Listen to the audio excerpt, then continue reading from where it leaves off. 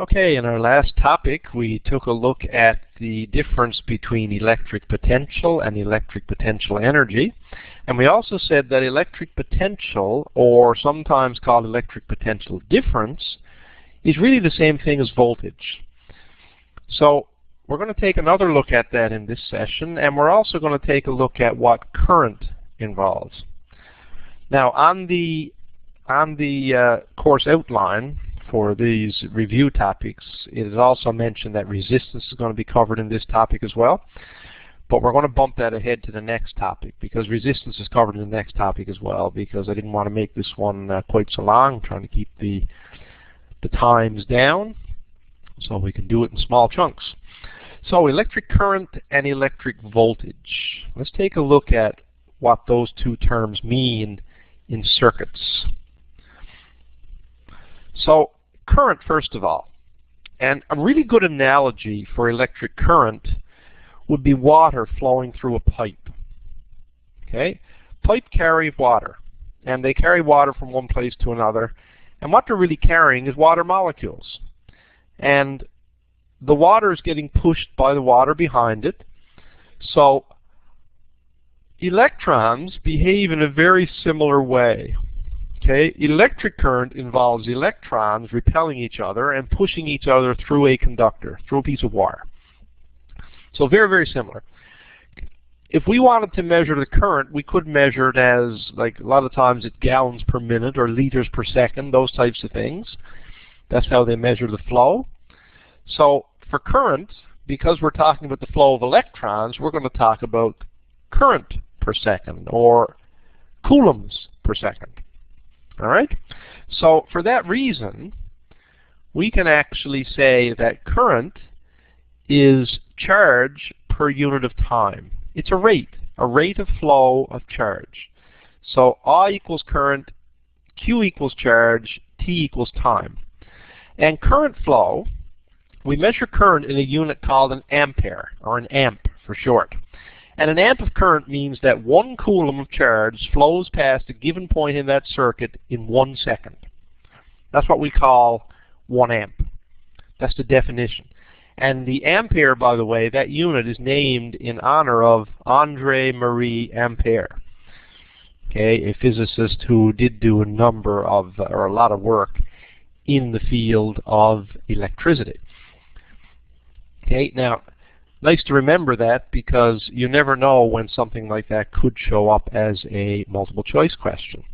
Who knows? Anyway, 1 amp is 1 coulomb per second. You should also try to remember that. All right. Now, direction of current flow is important as well. In this course, we talk about what's called electron current. Okay, in our course, electron current always starts at the negative terminal of a source and ends up going back to the positive. Okay, because we know that current is the flow of electrons, then that makes sense. It leaves a negatively charged area and is attracted back to a positively charged area after it goes around the circuit. Now, historically though, that wasn't what was understood.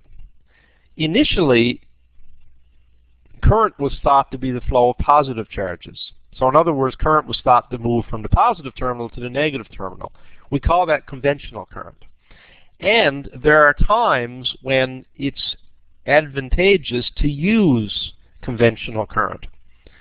Okay, for example, in electronics or advanced circuit analysis, sometimes it's more useful to use conventional current. In fact, if you go on and study some physics at university and do some courses in electricity or electronics, then you will be studying conventional current.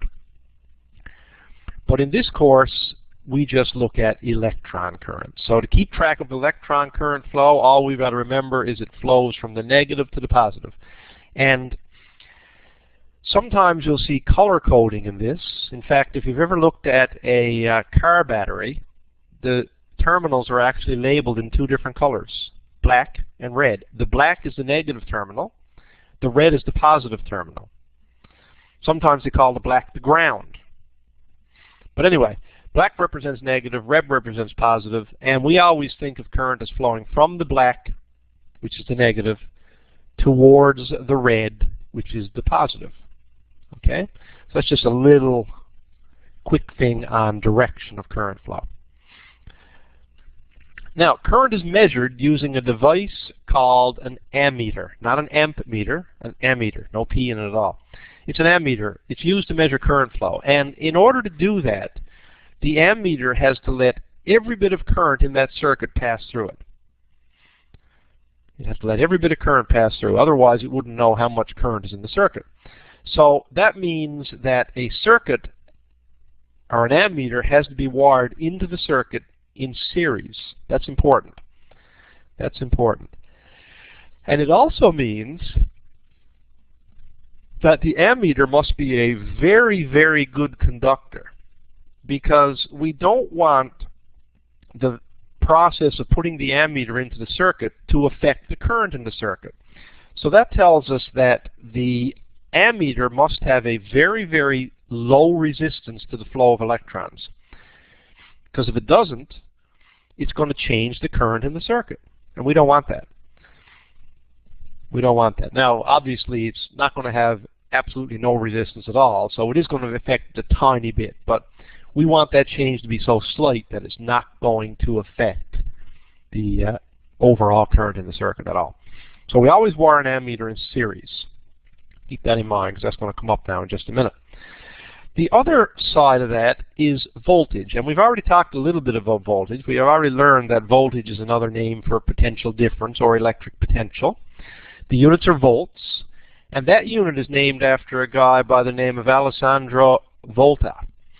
Okay, hence volt. Anyway, the volt was the potential difference, or the difference in the electric potential between 2 points. So V equals E over Q, remember? Remember that definition. And also remember that essentially what voltage is, it's the force that's pushing something around a circuit. It's the force that pushes the electrons around. In fact, when you go on to university, again, if you study a little bit of physics there, a lot of times they will term the voltage as an EMF, or electromotive force. In other words, the force that causes electrons to move. Electromotive force. Okay, it means the same thing. That's voltage. Voltage is the thing that pushes the electrons around. The bigger the potential difference, the stronger that push is. There are a number of sources of electric energy. And let's just very quickly run down through them, because this, from time to time, will show up as a multiple choice question. One of these sources. So the standard source of electrical energy is a voltaic cell. Okay, we call them batteries a lot of the time. Okay, the AA's, the AAA's, the Watts batteries, all that stuff. Technically, they're only cells. They're not actually batteries at all. Okay, dry cell batteries. And in those, it's a chemical reaction that's producing the force that's pushing the electrons around. In other words, the voltage comes from a chemical reaction. Then there are examples of piezoelectricity. And there are certain types of crystals that will actually produce sparks of electricity when a physical stress is applied to them. A barbecue starter is a good example. That button you push on your barbecue, there's a little crystal inside, and as soon as that little click, that deforms the crystal and causes a spark to be created. No batteries needed at all. So that's piezoelectricity. Remember, it's a mechanical force or stress produces the electricity. Then there's thermoelectricity, which is in a device called a thermocouple, which is basically two different types of metal joined together. Okay, you may remember the bimetallic strip from junior high science. When you heat it, it bends because one material expands more quickly than the other. Well, thermoelectricity is basically the same thing. When two different metals are joined together and they're subjected to differences in temperature, they will turn that thermal energy into electrical energy. That's what we call thermoelectricity. Heat to electricity, in other words. Then there's photoelectricity, like solar cells. Solar cells on your calculator, possibly. Okay, and that means light energy is converted into electrical energy. And then finally, there's what we call electromagnetic induction, which is something that's studied later in the course. So you guys have all seen that by now. And what happens then is the kinetic energy of water or steam or something like that turns a turbine, and that turbine turns a generator, which transfers that kinetic energy into electric potential energy as well. So those are really the 5 different ways that you can produce electrical energy. So, like I said, could come in handy for a multiple choice question somewhere along the way. And this table, by the way, is straight out of your textbook. In order to measure potential difference or voltage, we use a device called a voltmeter, very similar to an ammeter. The main difference in a voltmeter is, number one, it's connected in parallel, not in series. And because it's connected in parallel, we don't want all the current to go through it. So what we do is we give a voltmeter a very high resistance so that it blocks most of the current from going through it. It keeps the current, in other words, going through the light bulb. If we didn't do that, if most of the current went through this device right here, it would actually bypass the light bulb. So as soon as you hooked up the voltmeter, if it had a very low resistance, most of the current will go through the voltmeter and bypass the light bulb altogether, and that will cause the light bulb to get very dim. Again, we don't want that to happen. We don't want the act of measuring these things to affect the circuit in any noticeable way. So we don't want that voltmeter to make this light bulb dim.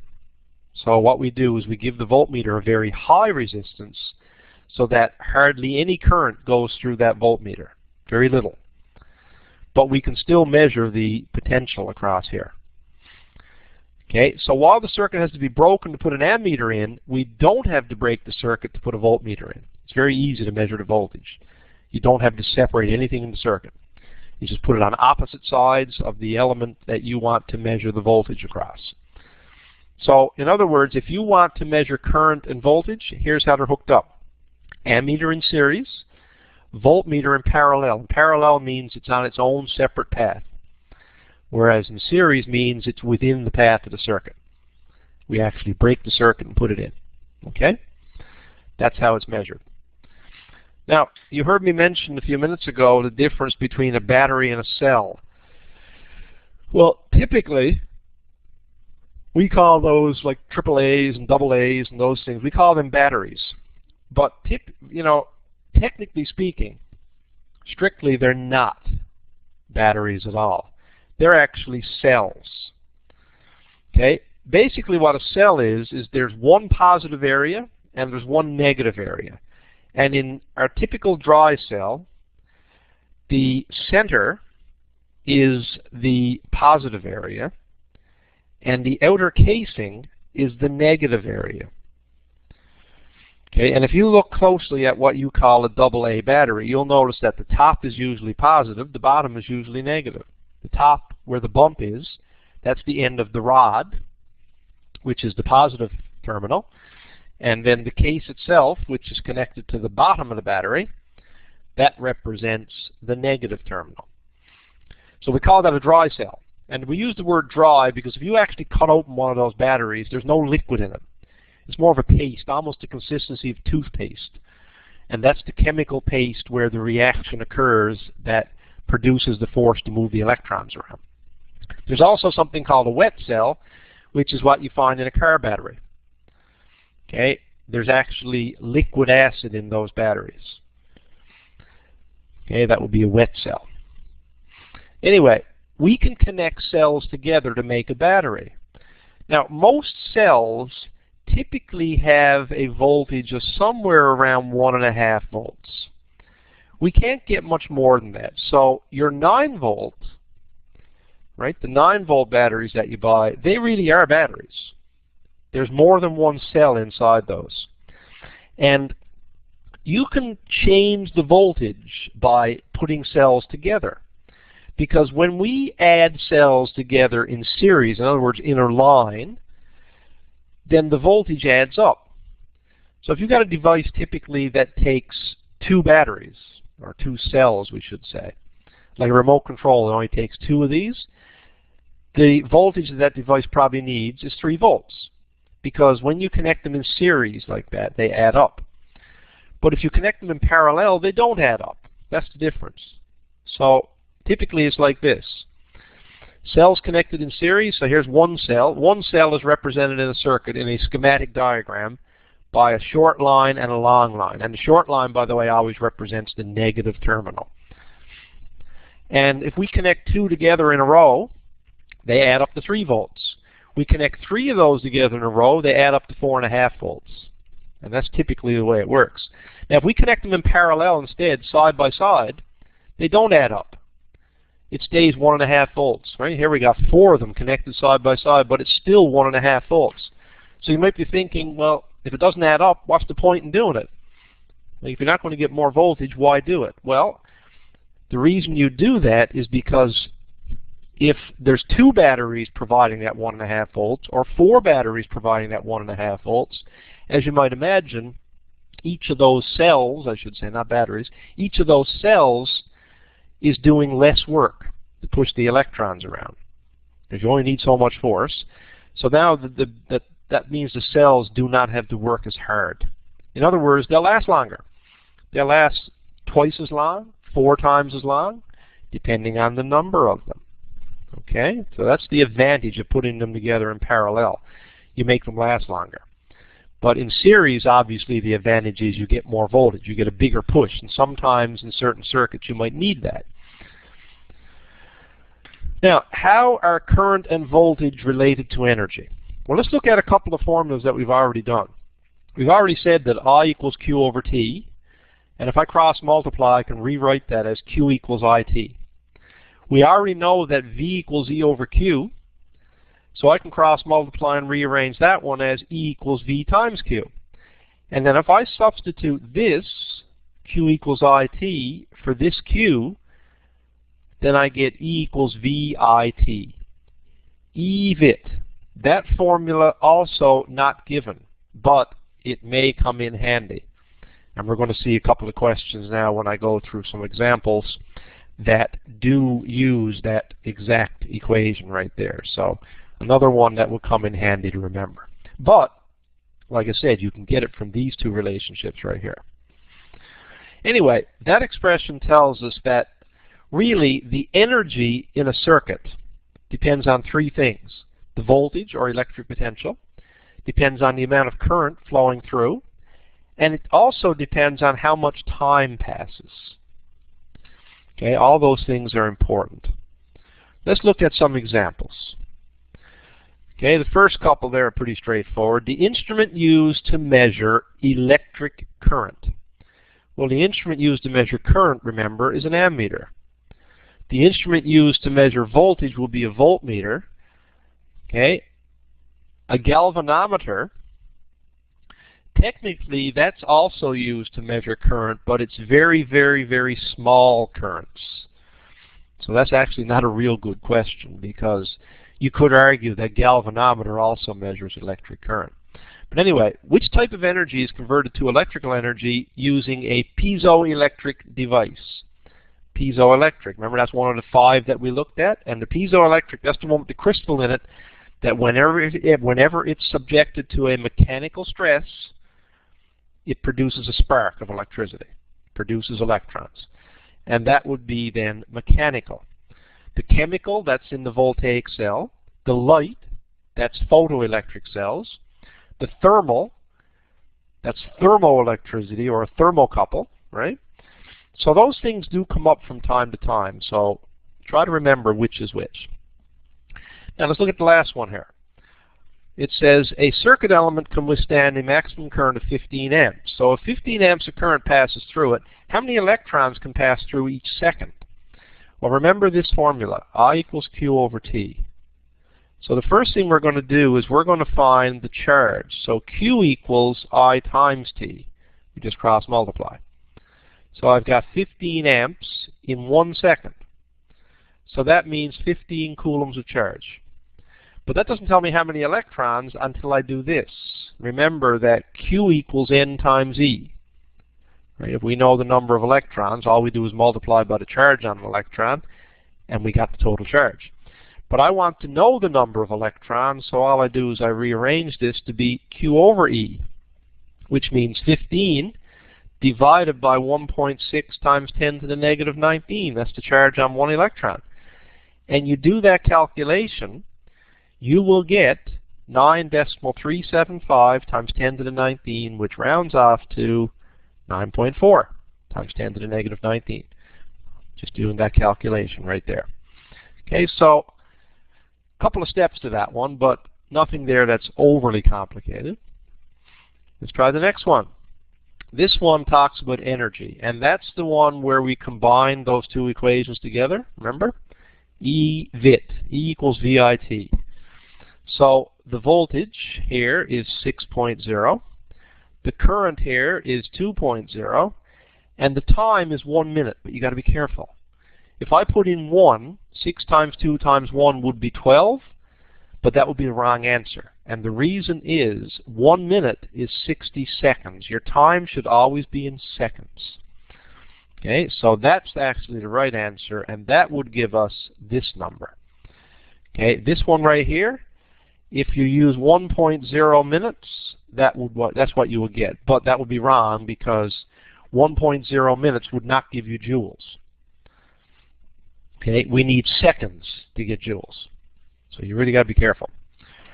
Next one, what charge flows past a point in a wire in 6 seconds if the wire carries that current? Well, Q equals I times T, which is really I equals Q over T, right? We know the current, 2.0. We know the time, 6.0. Therefore, we know the charge would have to be 12 coulombs, 2 times 6. That's simple. What is current a measure of? That's another fairly straightforward one. Current is the charge passing a point in a given time. That's the definition of current, right? I equals Q over T, charge per time, charge per unit of time. Okay, so that's why the answer is B. And then one final question, and this one has to do with the placement of ammeters and voltmeters in a circuit. Well, right away, you need to remember that voltmeters need to be in parallel, ammeters need to be in series. So in A, we got the voltmeter in parallel, we got the ammeter in series, so that one's a possibility. In B, you'll notice the voltmeter is connected in series, right? It's right next to the resistor there. So that one is no good. In C, the voltmeter is in parallel, the ammeter is in series, so that one's possible. And in D, you'll notice the ammeter is in parallel. That one is no good. So it's either A or C. It's either A or C. So now the key is we want the current and voltage in the 3 ohm resistor. So in other words, the ammeter needs to be close to the 3 ohm resistor, which is in C. So C is the right answer. See, A is no good because this ammeter would measure the current in this resistor, the 5 ohm resistor, not what we're looking for. So therefore, that's not the right answer. C is the right answer. Okay, so we've looked at voltage and current, and we've taken that and looked at how it's measured in a circuit.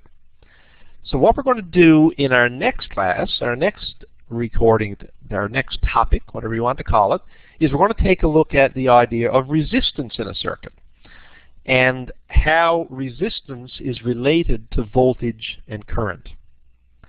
Okay, so as I always say, study hard for your exam. I hope these sessions are being useful to you, and I encourage you to keep viewing these topics, as this practice with all public exams is probably about the best thing you can do to prepare for your own public.